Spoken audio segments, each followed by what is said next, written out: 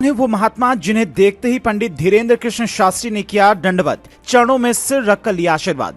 घोर जंगलों में की तपस्या, सरल भाषा में लिखी भगवत गीता। पीएम मोदी भी फोन कर लेते हैं उनका हालचाल। सफेद बाल, सफेद दाढ़ी, चेहरे पर कभी न मुरझाने वाला तेज। जानिए कौन है अलगनानंद महाराज, जिनके चरण छूने को लाखों संत उमड़ पड़ते हैं, जिनके आशीर्वाद के लिए श्रद्धालु लालायित रहते हैं, जिनके दिव्य दरबार में जाकर हर कोई अपना भविष्य जानना चाहता है। वो पंडित धीरेन्द्र शास्त्री किनके चरणों में अपना सिर नवा रहे हैं, किनके आगे दंडवत कर रही हैं, ये अगर सुनेंगे तो आप बाबा बागेश्वर ही नहीं बल्कि उन संत के भी भक्त बन जाएंगे। सफेद बाल, सफेद दाढ़ी और चेहरे पर कभी न मुरझाने वाला तेज लिए बैठे इन महात्मा का नाम है अलगनानंद महाराज, जो साल 1955 में 23 साल की उम्र में घोर तपस्या के लिए जंगलों में निकल गए थे।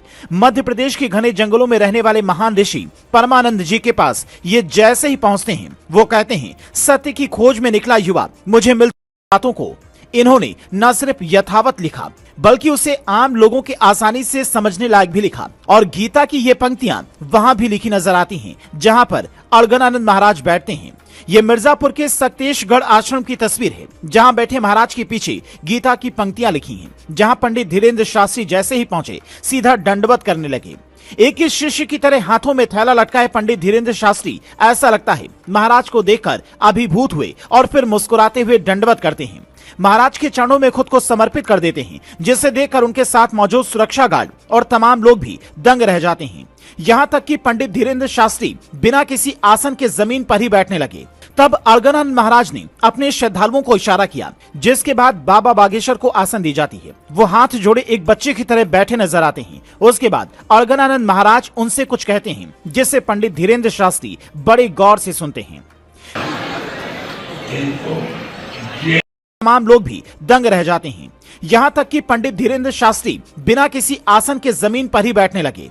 तब अलगनानंद महाराज ने अपने श्रद्धालुओं को इशारा किया, जिसके बाद बाबा बागेश्वर को आसन दी जाती है। वो हाथ जोड़े एक बच्चे की तरह बैठे नजर आते हैं। उसके बाद अलगनानंद महाराज उनसे कुछ कहते हैं, जिसे पंडित धीरेन्द्र शास्त्री बड़े गौर से सुनते हैं। जेल में भेज दो, यहाँ की जेल क्या मालूम है, अरे पीछे खड़ा कर दो, हो गया जेल।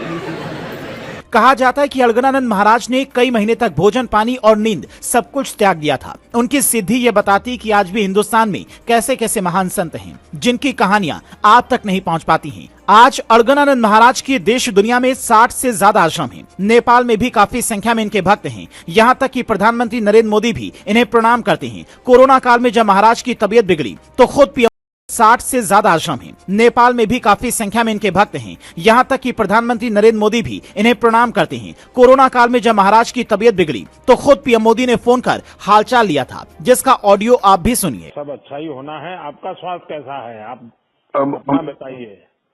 हमारा थोड़ा गड़बड़ है। अभी कितने दिन हो गए आपका कोरोना का? 3 दिन हो गए। 3 दिन। हाँ, अभी तकलीफ में क्या होता है? हाँ ठीक है। शुभ आशीर्वाद सदैव आपके। आप दिक्कत क्या है? शरीर में दर्द है। शरीर में दर्द है।